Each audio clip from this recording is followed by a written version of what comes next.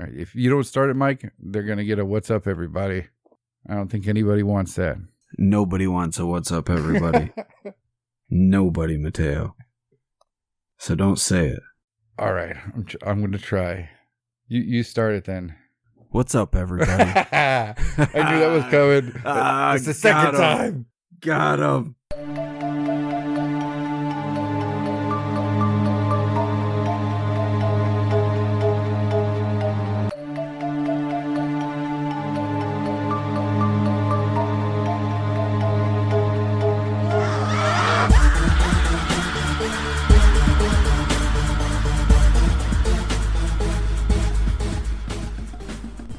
All right, so tonight we were joined by Theresa. Theresa is a paranormal investigator and a paranormal historian. I love the paranormal and I love the history. And if you put them together, it makes me a happy boy. But she was nice enough to come on and talk to us about how she got started into the paranormal and her experiences, and talk a little bit about investigating, and told us about her book that's coming out. Yeah, so we're going to link her blog and all of her contact information in the show notes, so make sure you check it out. But while we've got you here, before we get into the meat of the show and you listen to the things that we talk about with Theresa, we here at the Whatcast, and this may come as a surprise to many of you, but we here at the Whatcast are fucking terrible at marketing. We're so bad. And for any new listeners that are out there, or even casual listeners that might be tuning in, you may not have known that we have a Patreon account. But we do have a Patreon account. And if you want to be one of our patrons, we offer some pretty sweet prizes. We've got a monthly sticker club. Every month we've got a limited run of stickers that only people in the club get. And the latest one is me looking very sexy and buff with a unicorn, with a mermaid tail and a robot arm. So if you would like to get a sticky version of sexy mermaid me, then now's the time to get on board. Was the sexy Mateo last month, or is that next month? We'll see. Oh, we'll see. We're getting a tease. Oh, yeah, I was thinking of doing one of me, but I think everybody got their opportunity at a Naked Mateo sticker with the shark one, so. That's true. There was a Naked Mateo shark one, because as we all know, Mateo fucked a shark and was also in the middle of a shark circle jerk. But that's neither here nor there. We also offer for the higher tier patrons, they get the sticker club, but they also get a limited run unique print that Mateo does every month. He does them old school with a printing press. It's not like he's just sitting there at his dot matrix printer just printing off some shit and mailing it. He's literally getting out a printing press with ink and all sorts of crazy shit and making these really awesome prints. And the stuff that we put out for the stickers and the prints, sometimes it's related to a specific show we did, sometimes it's unused show art, sometimes it's designed specifically for the stickers, and they're all really fucking cool. And if you've missed out in the past, we've had the Scottish Pachyderm, which is that's a really obscure reference from a Loch Ness Monster episode that we did. But we did the Scottish Pachyderm. We've done, I can't even remember. Didn't we do a Joe Nickel print that just says barn owls? Yep, it says barn owl. That one came out excellent. Yeah. We've done the Evil Time Traveling Barack Obama sticker, the Anti-Barn Owl Brigade sticker. Yeah. All manner of cool shit. So go check out our Patreon page. It's patreon.com/thewhatcast. And if you feel like kicking in a couple of bucks, we greatly appreciate it. If you want to join one of our clubs, we would love to share the stuff with you. But enough marketing. like I said, we're terrible at it. I just wanted to get that in because we never talk about it, and now we can get on with the show. First of all, thanks for coming on, and it's really awesome to have you. I really like your blog. It's, I started talking to you on Twitter, and I found your blog, and I thought you had some really interesting stories. I thought it'd be good to get you on, so I'm glad we were able to work that out. Oh, well, thank you. I appreciate it. So do you want to start off talking a little bit about your blog and kind of telling us what got you started and what it's all about? Yeah, sure. The blog I have now, I started it in 2011, but it actually goes back like way further than that. Um, I started a free webs account in 2006, and it was actually part of my paranormal group's website. And I was the historic research manager for the group. I still am. And at the time, I won't say the name of the website, but there was a website out there that it had a great list of, state by state hauntings, but the information was rarely accurate. And what information that was there was just really not a whole lot. I think I might know what site you're talking about. Me too. Yeah.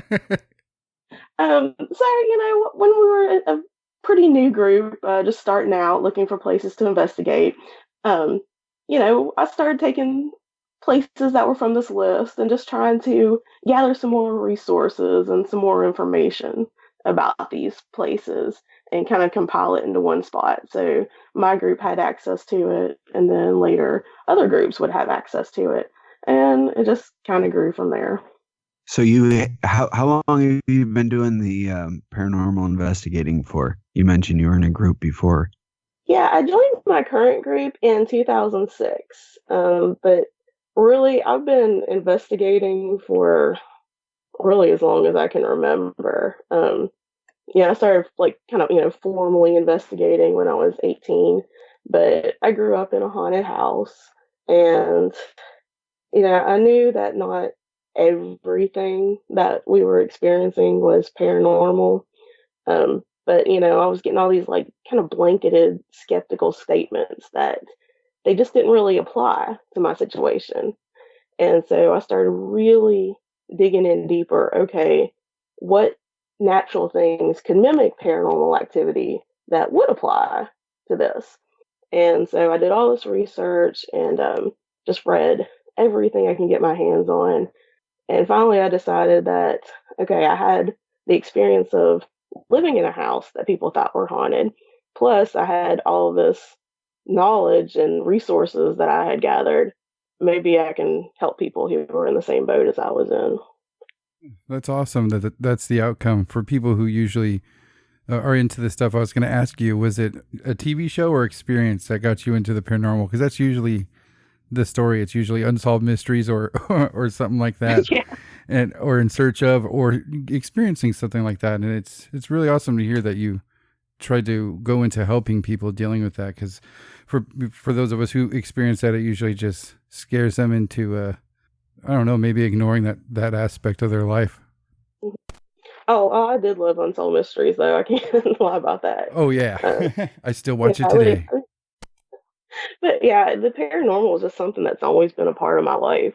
Even before we had moved into this haunted house, um, my grandparents were really interested in that sort of thing.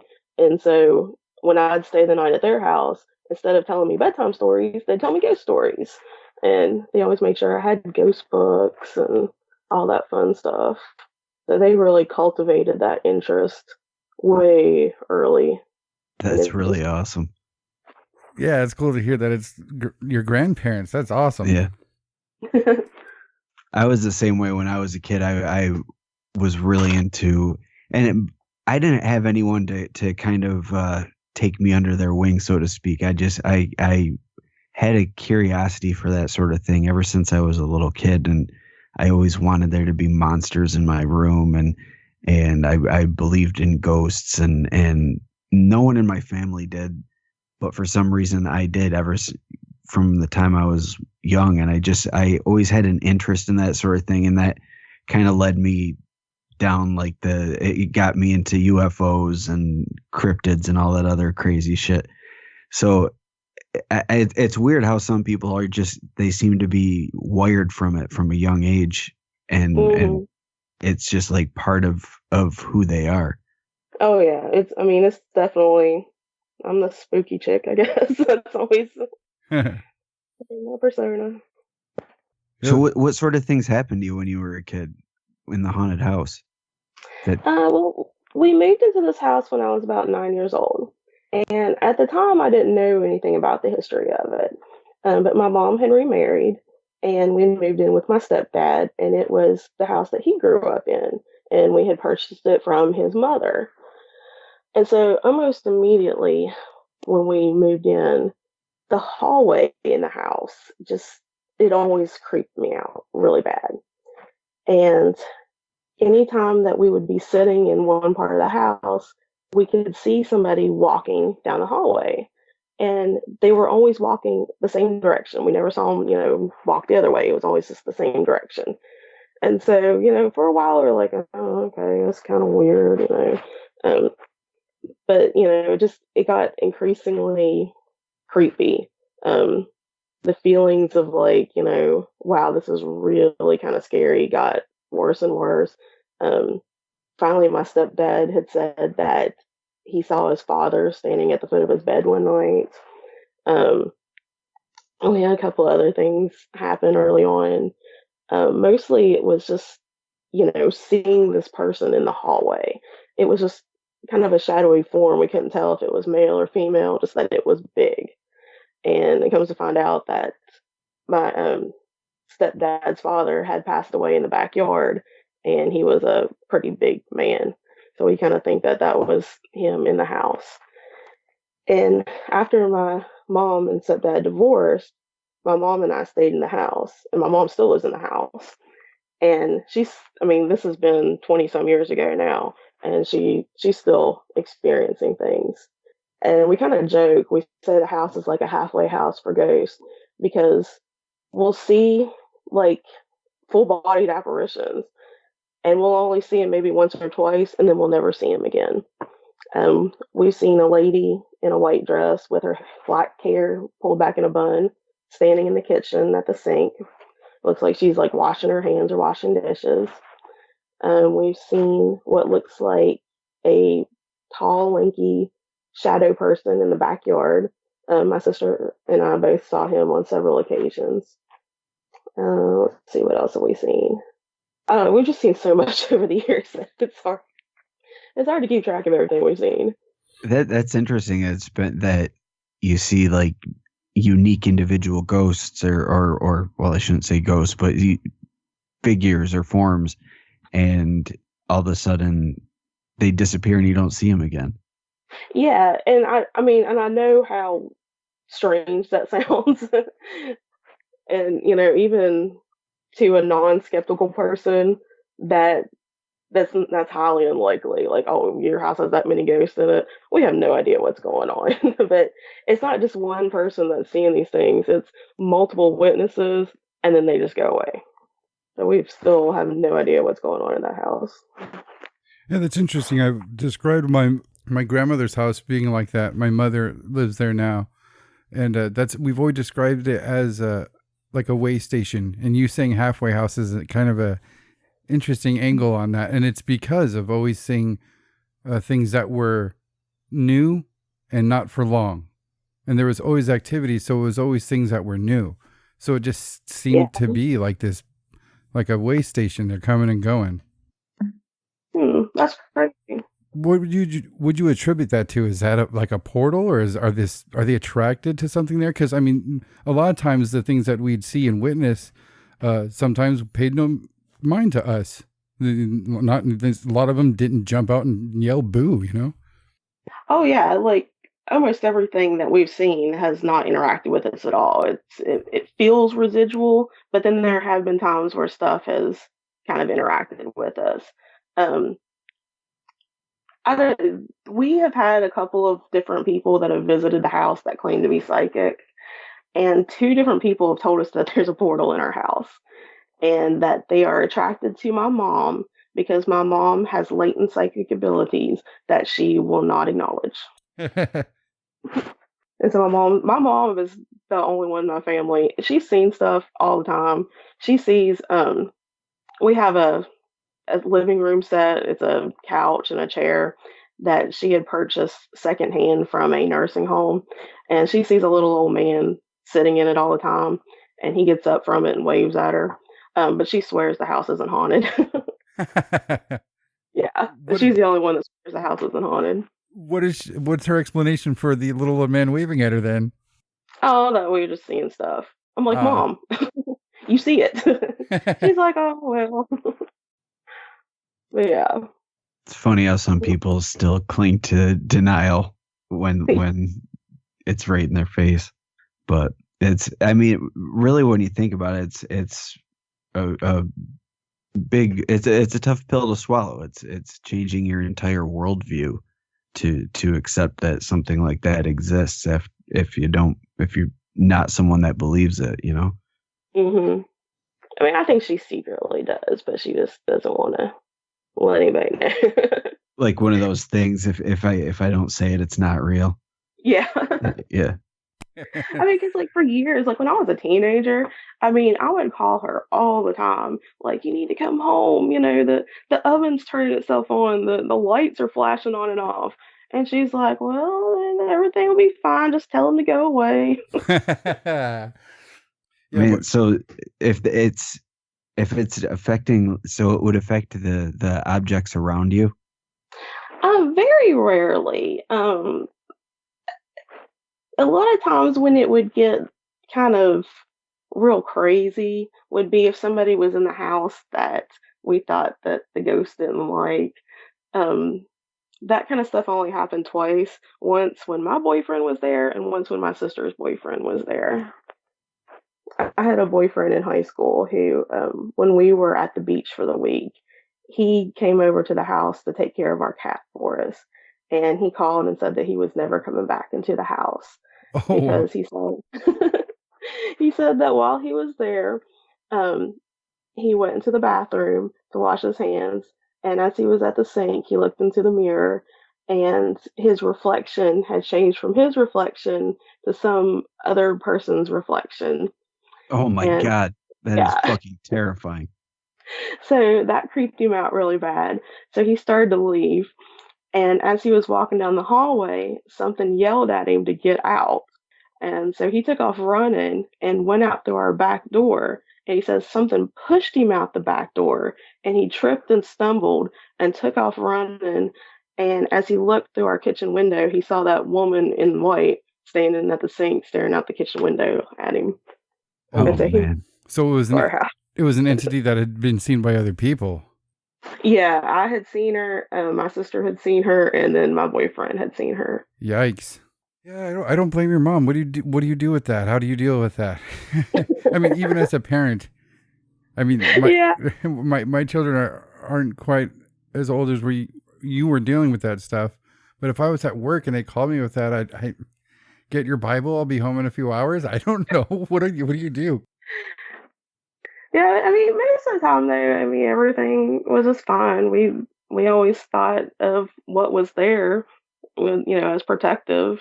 So it only got mean when there was somebody that it didn't like, and that person that it chased out of the house was not really that good of a person. Hmm. We always had a joke in my house that any guys that my sister and I brought over, if the dog, if my grandma, and if the ghost didn't like him, then we couldn't date him.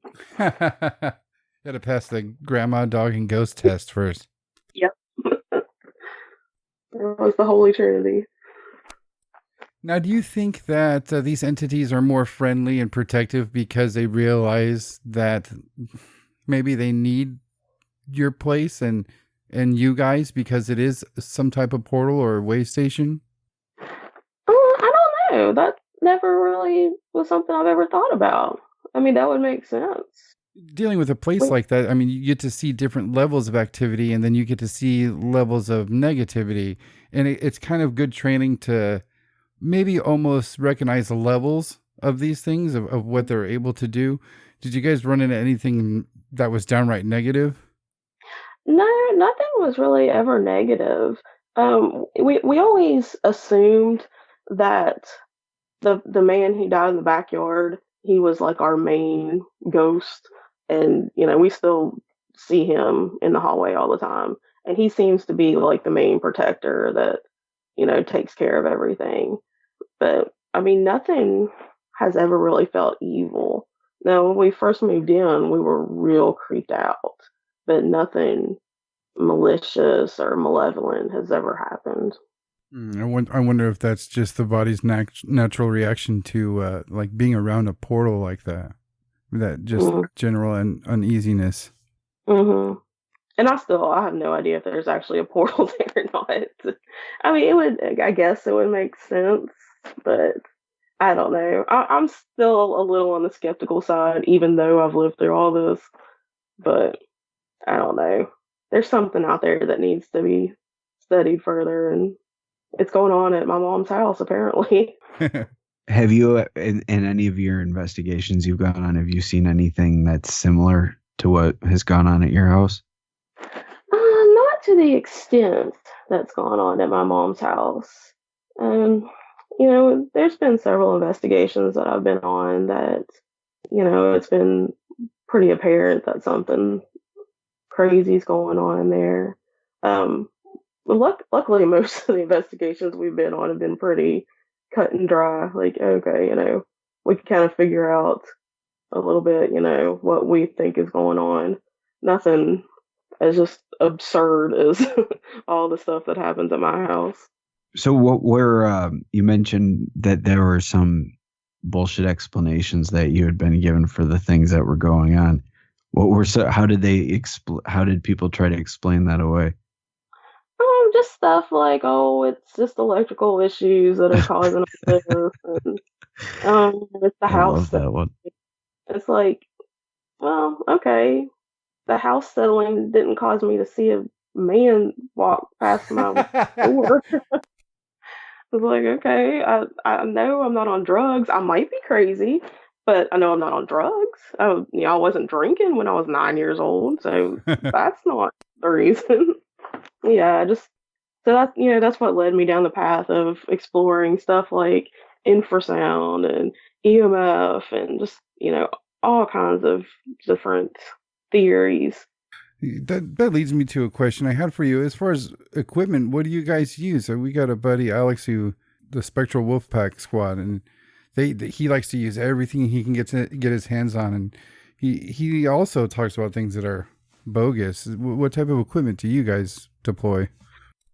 We're pretty conservative in what types of equipment that we use because there's just so much stuff that isn't really proven to be scientifically able to prove a ghost. Mm-hmm. Um, but we do like to buy new toys and play with them sometimes. Right. um, we stick to the basics. We have like the night vision cameras, voice recorders. We have the spirit boxes and obelisks, EMF detectors of all sorts. Um, we have some like things that I don't know. I'm not the tech person. I'm the historic person. But we have the stuff that measures like the static electricity and the little FLIR thing that goes the attachment for the camera.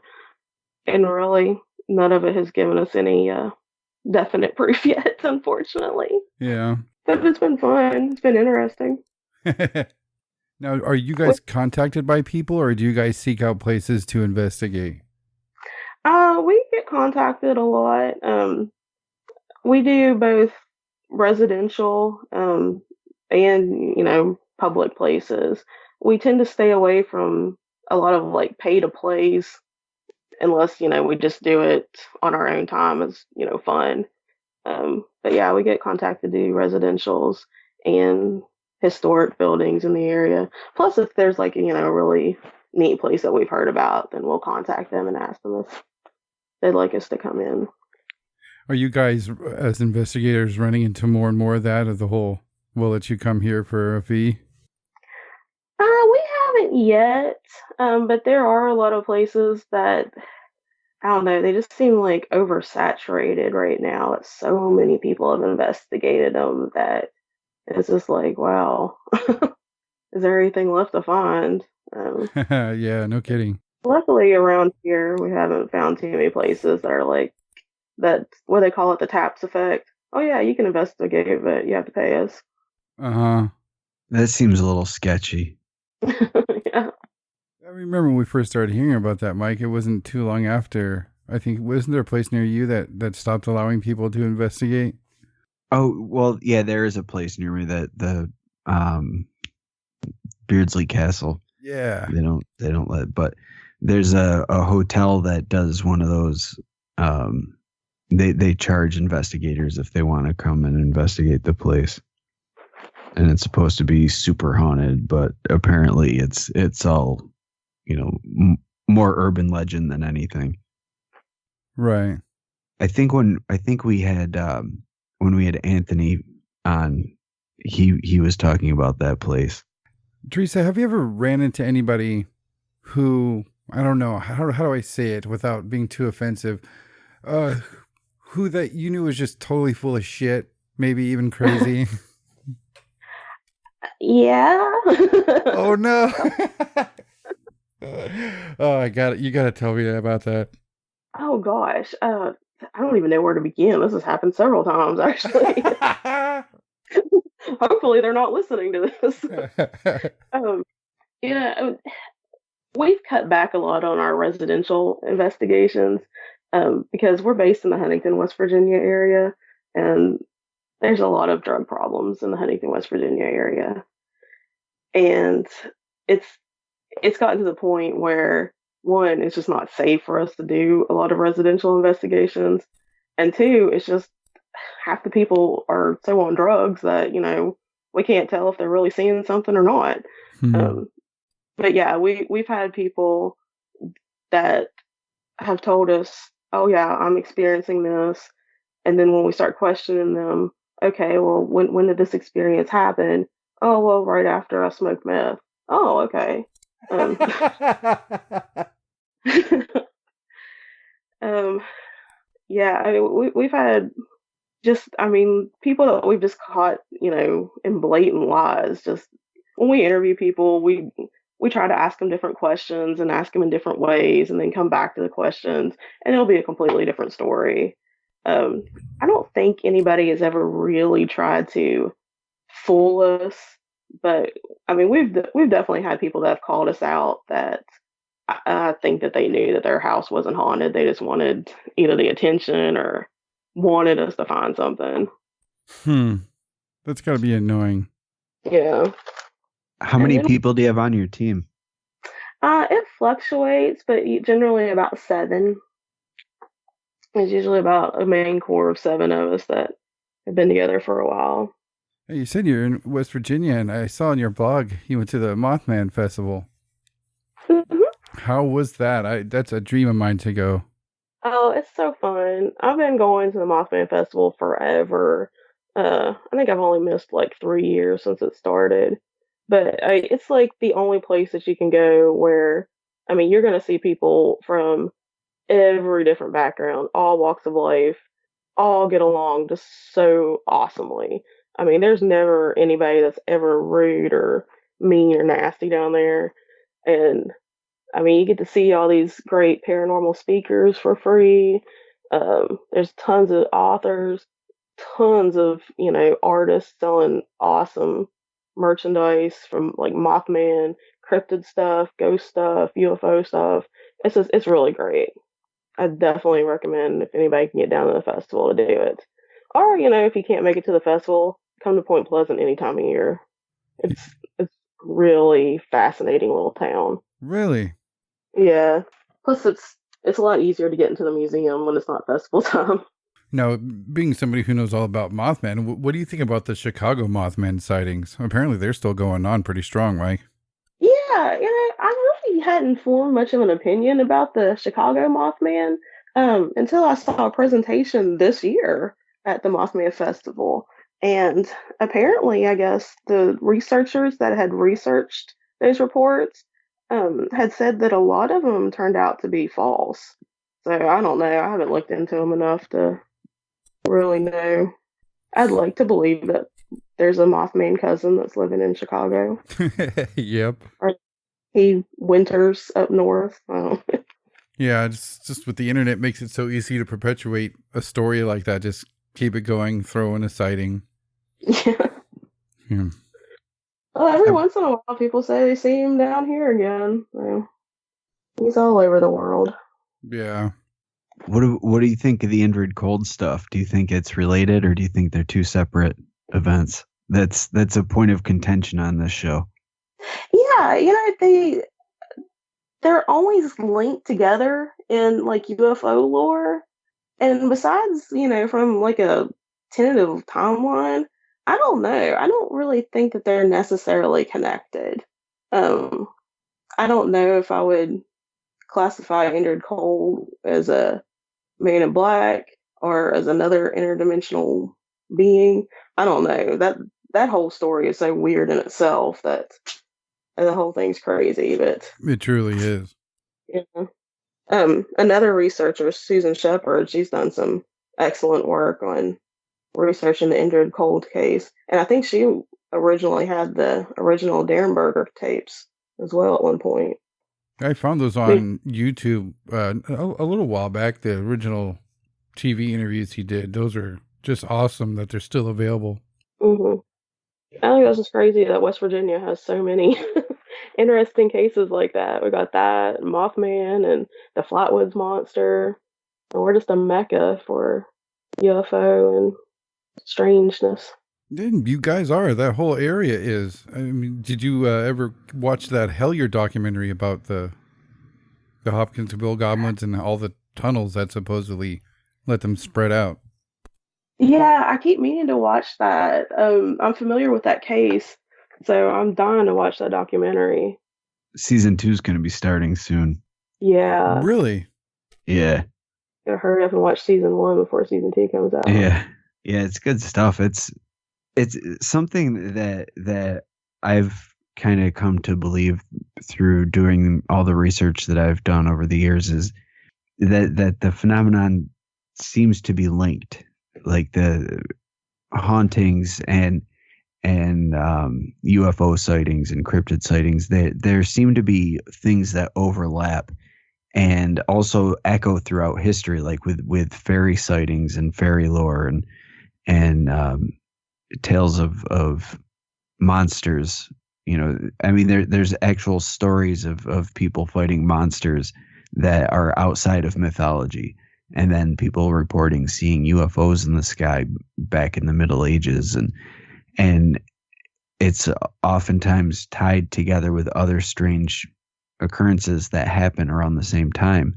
And even in poltergeist sightings or possession cases, there's all this weird stuff, and there's a fine line between a possession case and someone who's channeling a spirit or a demon or an alien even, and it all goes through the same sort of thing. So it's really weird how they tie together.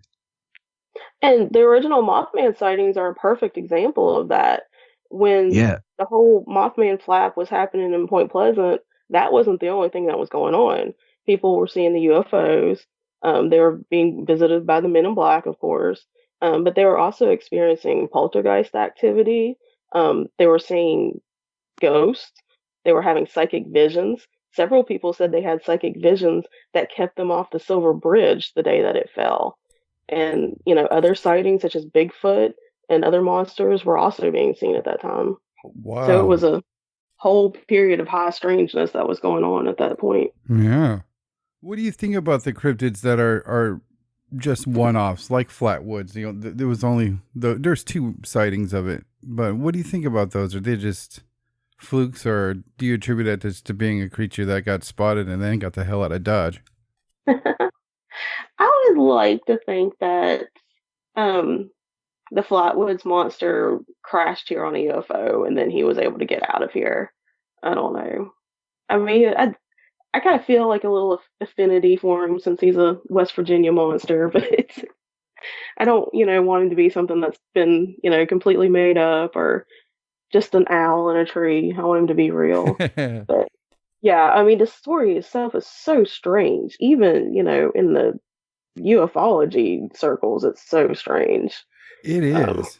That's one of our favorite cases, and it's. I love that you separate it from a cryptozoology story to a ufology story because that's exactly what it is. When people talk about flatwood monsters, they just talk about a monster, but that's very much a UFO case, and I totally agree. I think that was a crash and a survivor that tried to survive in the woods and had to spray a dog with some radioactive mist.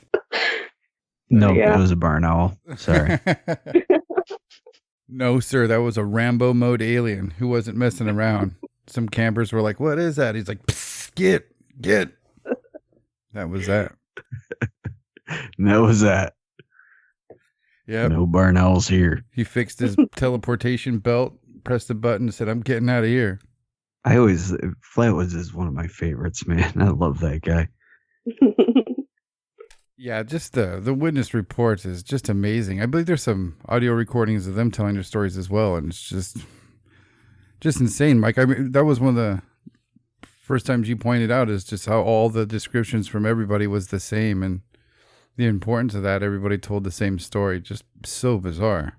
hmm Yeah, and you'd think if it was actually a barn owl that there would be some variance in what was observed because they're observing a barn owl when they're not expecting it. So it would have taken on a different kind of appearance to each person that was observing it. But if they're all observing the same thing and reporting that they saw it the same way, not one of them said it was an owl. Yeah, exactly. At least one of them would say it was an owl, Like, the people, oh my God, it was a big monster. And the mom's over there like, no, it was definitally an owl, guys. Can you imagine that? One of the calm kids down. is like, what the hell are you talking about? It was a bird. Yeah. You guys are crazy. It was a big bird. There was no gas at all. No green lights. Yeah. Yeah. In your face, Joe Nickel. In your face. I hope he made it home, wherever home was. Yeah. I saw this really funny. Somebody drew it up on the internet, but it was the Flatwoods monster and Mothman drawn like Pokemon. And Flatwoods was the female version, and Mothman was the male version. It's pretty awesome. Now I want a cryptozoology Pokemon game. That would be great. The Ghostbusters game does anybody still play that? I think the Flatwoods Monster was in that. Yeah, he was. Well, He's been in a few video games. yeah, Fallout 76, that brought a lot of attention to our state's little creepy critters. Yeah, it sure did. That one, I was excited for that coming out, but the new videos on YouTube coming out with people talking about Bethesda and that game. I mean, it doesn't even work from what I understand. Yeah, I heard it. Yeah, it's a lot of issues. Yeah, they said that it might be the end of that company because this game is just so bad. Oh, that's sad. Yeah, I was like, don't say that. It brought in the tourism before the game came out, so we're good. I love those games. I haven't played that one yet, though. I was so stoked for it, man. I had just gotten Fallout 4 and played it for the first time. I mean, like, I played it and beat it, like, pretty quickly. I mean, I didn't do as much as I could have, but, I mean, I think 4 months later that came out. I was like, oh, that's awesome. And then just watched people complain and just, like, they even went to, like, a pay-to-win type of thing. You just buy a certain type of gun and then you can just kill everybody. I hate that shit. Yeah. All those microtransaction games. Oh, man. It's so obnoxious. Do you ever think about investigating any cryptids, Theresa? Would you be willing to go into the field and... I'm more of a city girl than a country girl, but yeah, I would definitely be open to expanding into the cryptid world. I may have actually seen a Bigfoot at one time. Really? What? Yeah. Oh man. All right. You gotta tell this story. Okay, it was either a Bigfoot or a guy protecting his pot field. We're not sure. Um, but one of my fellow researchers and I, we were doing some research on this family cemetery that was supposed to be haunted. So we had gone to the local historical society, and they're like, "Oh, well, you're doing some research on this cemetery. Well, you got to check out this cemetery too." So the little old lady at the historical society gave us directions, and cemetery was out in the middle of nowhere. So we drive down the road, couldn't find it. We turn around, and as we turn around, we see the road up to the cemetery. And there was a path where like the graves were laid out, but if you stepped off the path, the weeds were literally like waist high. So we get out of the car and we're walking along the little mowed path, and we hear what sounds like somebody stepping on a branch. So we stop talking and we look up, and on the ridge above us, it looks like a figure of a kind of a taller person, but it's all white. But we can't really make anything out because, there's so many weeds and everything and trees. And we're like, that's somebody standing up there? And the guy I was with, he's like, yeah, that's somebody standing up there, but they're all white. We're like, okay, we should probably leave. Ooh. And kind of slowly turn around to walk back down the path. And we see this thing take off running. And it literally takes like two strides and it's out of view. It ran like, it was that big. And we're Whoa. like, do you think that was Bigfoot? We're like, nah, that couldn't have been a Bigfoot. Yeah, that was a Bigfoot. So we're not sure what we saw, but it was all white. And it did look like, like probably about at least 6 feet tall, long, kind of shaggy white hair, but that kind of, yellowish white hair that, like Makes it look kind of dirty and grungy. like a grungy type of white. So we never really got a good look at it, but so we weren't sure what it was. So we just kind of figured that maybe we were getting ready to trespass on somebody's property and they were kind of scaring us off. But it's more fun to think that we saw a Bigfoot. Maybe Bigfoot runs a weed farm. Yeah. It's the best And of both worlds. we were on the Ohio-West Virginia border, but West Virginia is known for white monsters, so maybe. Do you guys ever get any calls to deal with cryptids or anybody dealing with a cryptid? Not normally. If we do, we usually refer them to somebody that has more experience than that. We tend to stick mainly to just hauntings. Although I did join MUFON late last year, and I'm working on getting MUFON UFO certified. Nice. Oh, that's very cool. So why don't you tell us a little bit about the blog, what you got going on over there, and is that something you're planning on continuing as your adventures continue? Yeah. I kind of wane and ebb and flow with my blog when I have time, but I try to keep it up fairly regularly. Um, Anytime I come across a new haunting, I try to document it. Anytime I go on a spooky adventure, I try to document it. But I am in the process of writing a book, which should be out later, probably around springtime. It'll be ready. And so I'll post all the information on my blog and on my Facebook and on my Twitter. So if anybody's interested in that, they can check it out there. Nice. We'll definitely put a link to the blog in our show notes as well. But what's the name of the blog called, just so our listeners know? It's Theresa's Haunted History of the Tri-State. Nice. It's blogspot.com. And is your book going to focus on the history of the haunted history of the tri-states? This one is going to focus mainly on West Virginia cemetery urban legends. Nice. So I've been traveling all over, checking out some of the cemetery urban legends for myself, which has been fun and a little bit scary, but mostly fun. Have you seen anything spooky that you can tell us about?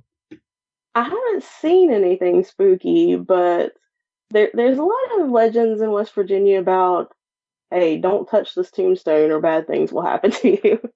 Oh wow. So yeah, we've got several legends like that throughout the state, and nothing bad's happened to me yet. So fingers crossed. You don't feel like anything's ever followed you home? Out of all the years I've been investigating, maybe only one time I think something had followed me home, and it was because I had challenged it to. Oh man. Yeah, which I don't generally recommend people to do as a Yeah, disclaimer. probably not. Yeah. Yeah, but you know, I just wanted to see if I could do it.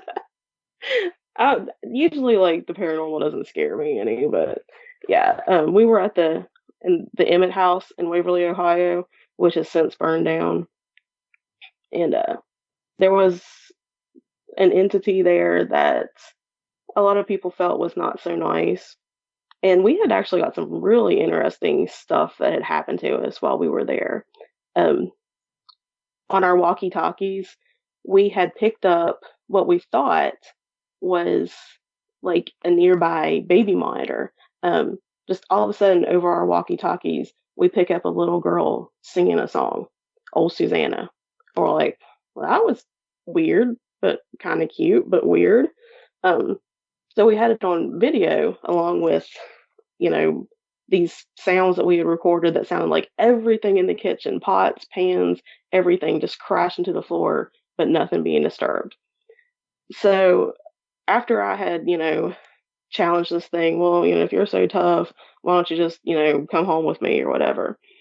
Um, we had come home that evening, and the next day we had that video of the little girl singing on our walkie talkies. And so I thought that was cute. We didn't think it was paranormal, it was just cute. So I had shared it with some friends on a couple of message boards. And every time that I would share it, I would get three scratch marks somewhere on me. It was usually on my chest or on my arm. And I was like, okay, there, this is happening every time I share this. I don't think that I'm doing it to myself. And then I started having really bad nightmares about this guy in a white shirt. And so it happened for about 3 days, and then eventually it just stopped. So I don't know if something actually did follow me or what, but the I scratch was just mark giving every you a time. warning. Yeah. So I haven't done that since, and I always tell people don't do that. Yeah, for sure. I wonder if the whatever type of portal is at your house, it was kind of more attracted to that. Was like, whoa, maybe I can go to other places. Yeah, maybe that's why. Because It could be true. yeah, it sounds like it followed you. Something followed you, or definitely something linked to that video. Now, what do you think about EVPs? Do you guys get a lot of luck with those? I mean, I'm real hesitant to consider any EVPs just because of baby monitors, walkie talkies, all that stuff. Yeah, like I claim to have all these weird experiences happen, but I still don't know what causes them. I like to call myself a skeptical believer. EVPs, I think they're probably one of our best bets at getting some sort of evidence per se, but still, I mean, there's so many things that can cause false positives. Um, any potential EVP we get, I mean, we really scrutinize and never really presented as, oh man, this is fact, this is definitely proof. It's just kind of presented as, hey, we can't explain this. Um, but we're not one of those groups that get like 50 EVPs every hour. I Mm-hmm. mean, we really, you know, we really make them work for it. I mean, it really has to be a good, clear, EVP that we really can't explain. And even then, I mean, like I said, there's so many things that can cause false positives. Um, and we even did some experimentation. We had an EVP where a female voice says my name, and we video record like all of our EVP sessions. So like every investigator in the room is facing the camera. Everything in the room, can be seen on the camera. Just to help kind of eliminate, some of the things. Um, and at the time that this voice says my name, one of our other investigators is trying to get my attention. and she doesn't say my name, but she's like motioning for me.